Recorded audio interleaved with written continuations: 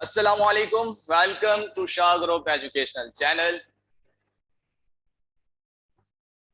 Today we discuss the last chapter of statistics, which is called probability, which is chapter number 6, in which we discuss multiple choice question. The number first is the limit of probability is. आपके पास A option है -1 to 1, B 0 to 1, 1 to 2 and -2 to -1.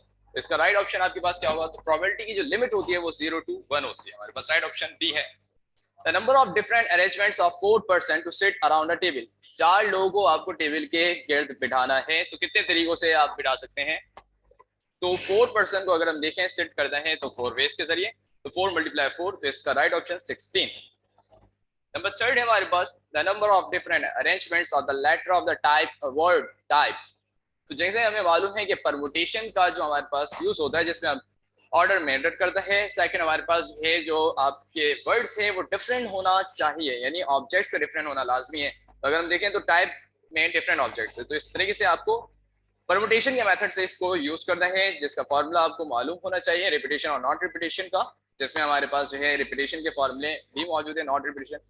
तो ये जो आपका type है, क्योंकि यहाँ mention नहीं है कि किस तरीके से, तो हमेशा याद रखिएगा जब मेंशन नहीं होता कि किस फॉर्मूले से काम करना है तो उस वक्त आपको नॉट रिपीटेशन का फॉर्मूला यूज करना है. तो इसका राइट ऑप्शन आपके पास क्या होगा? 24, क्योंकि आपके पास ऑब्जेक्ट्स की तादाद 4 है. तो 4/4 यानी n भी 4 होगा, r भी 4 होगा, और इसी फैक्टोरियल से जो है आपको निकालना पड़ेगा. नंबर 4 पे आपके पास है two events which can not occur together. दो इवेंट्स जो एक साथ नहीं हो सकते, तो वो इवेंट्स क्या कहलाते हैं? तो हमारे पास इसे हम कहते हैं not mutual exclusive. Mutual exclusive वो इवेंट्स होते हैं जिनमें आपके पास इक्वलिटी मौजूद होती है, और नॉट म्यूचुअल में जिसमें इवेंट्स में अकर नहीं होते. नेक्स्ट आपके पास है if probability of A is equal to 0.4 then the probability of A complement या A negative is equal to किसके बराबर होगा? 0.4. शायद रखिएगा probability 1 के इक्विवेलेंट होता है.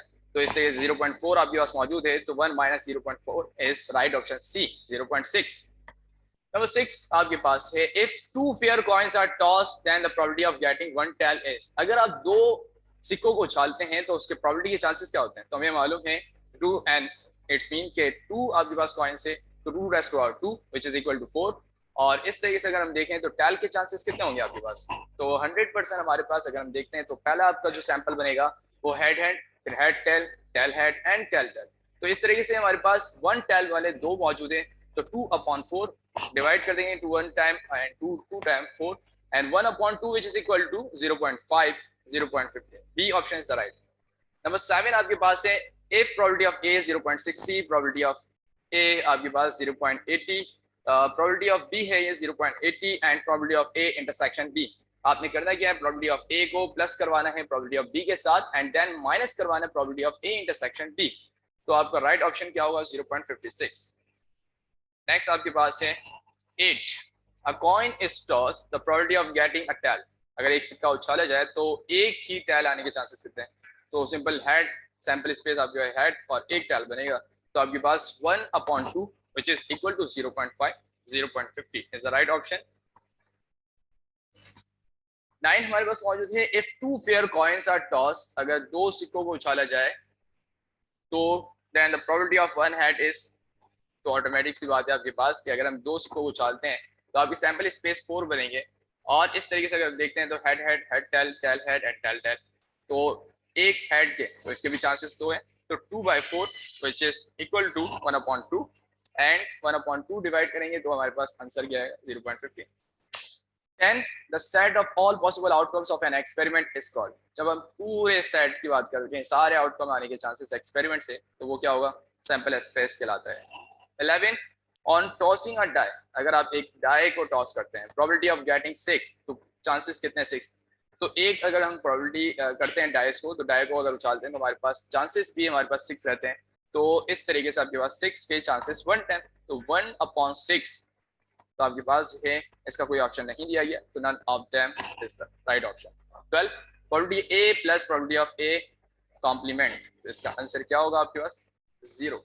जब आप दोनों को प्लस करोगे तो आपके पास है इसका राइट ऑप्शन जो है आपका नहीं दिया गया, तो इसलिए आपको 0. अगर कोई भी वैल्यू यहाँ पे दी जाती तो आप कैलकुलेशन कर सकते हैं. नेक्स्ट आपके पास है 13. Coins are toss together. अगर 4 कॉइन्स को अगर हम उछालते हैं एक साथ, the number of all possible outcome is. तो 4 raised to power 2 which is equal to 16. 14 हमारे पास the alphabet of the word pen can be arranged in the ways, कितने तरीकों से पेन को हम अरेंज कर सकते हैं। तो आपके पास जो है डिफरेंट ऑब्जेक्ट्स मौजूद है, परमुटेशन के थ्रू मालूम करना है आपको। 3 by 3 यानी एन भी आपके पास 3 रहेगा, आर भी 3, इसका राइट ऑप्शन आपके पास A B C D is the right option 6। 15 आपके पास है number of ways in which 2 items can be selected from 4 different items. तो आपको मालूम है टोटल नंबर कितने हैं 6 आइटम्स के, तो एन आपका 6 है और सिलेक्ट आपने करने हैं 4, तो आर आपके पास 4, तो दोनों के जरिए अगर हम निकालते हैं तो आपका आंसर होगा 6। The next is 16 in rolling a dice the probability of getting an odd number. अगर आप डाइस को एक डाइस को उछालते हो तो आपके पास ऑड नंबर के चांस, तो हमारे पास मालूम है 1 2 3 4 5 6 सैम्पलिंग स्पेस बनते हैं, जिसमें से ऑड नंबर आपका क्या है 1 3 5। तो 3/6 की अगर हम बात करें तो 3 1 टाइम एंड 3 2 टाइम, तो 1/2। नेक्स्ट आपके पास है 17 the number of combination of 5 distinct things taken 2 at a time। हमारे पास combination factor के अगर हम देखते हैं तो n हमारे पास 5 मौजूद है, जबकि r आपके पास 2 मौजूद है, और combination method को यूज करते हुए अगर हम आंसर निकालें तो हमारे पास राइट ऑप्शन इसका 10 है।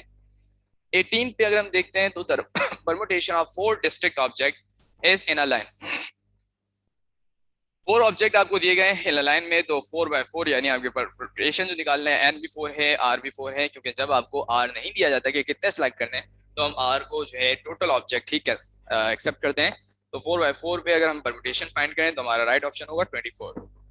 ए प्रोबेबिलिटी ऑफ ए इज 0.3। अगर प्रोबेबिलिटी ऑफ ए 0.3 है तो प्रोबेबिलिटी हमें ये मालूम है, प्रोबेबिलिटी जो टोटल प्रोबेबिलिटी है वो 1 के इक्विवेलेंट होता है, तो 1 - 0.3 अगर हम कर देते हैं तो आपका राइट ऑप्शन क्या होगा 0.7। 3 persons can be seated, number 20 पे है 3 persons can be seated in dash face। 3 लोग आप कितने तरीकों से बिठा सकते हो, तो ये भी परमुटेशन मेथड के जरिए अगर हम फाइंड करें तो 3/3 यानी n भी 3 है r भी 3 है, तो हमारा राइट ऑप्शन क्या है 3। नेक्स्ट आपके पास the probability of drawing a diamond card randomly from a pack of 52 card is. Diamond card आपके पास जो है जो टोटल 52 कार्ड्स में से जो डायमंड कार्ड्स होते हैं उनकी तादाद कितनी होती है 13, और 13 को डिवाइड अगर हम 52 से कर दें तो आपके पास क्या आंसर होगा 1/4, क्योंकि 13 1 टाइम 13 एंड 13 4 टाइम 52। नंबर 22 हमारे पास है the letter of the word cat can be arrange. Different object से परमुटेशन फार्मूला अप्लाई किया जाएगा। 3/3 एन भी 3 है आर भी 3 है, तो इसका राइट ऑप्शन आपके पास होगा 4। 23 अ card is drawn at random. एक कार्ड जो है ड्रॉ किया जा रहा है 52 कार्ड में से, the probability of getting an इक्का, और वो है एक, और हमें ये मालूम है कि एक ही होता है, तो 1/52 is the right option. 5 students can be seated in a row. 5 students को बिठाया जा रहा है, डिफरेंट कितने तरीकों से बिठाया, तो हमें एन भी 5 मिले हैं आर भी 5 है, तो हमारा आंसर क्या होगा 120 वेज, 120 तरीकों से हम इनको बिठा सकते हैं। थैंक यू फॉर वॉचिंग, अल्लाह हाफिज, इंशाल्लाह अगली वीडियो में आपसे फिर मुलाकात। शुक्र है।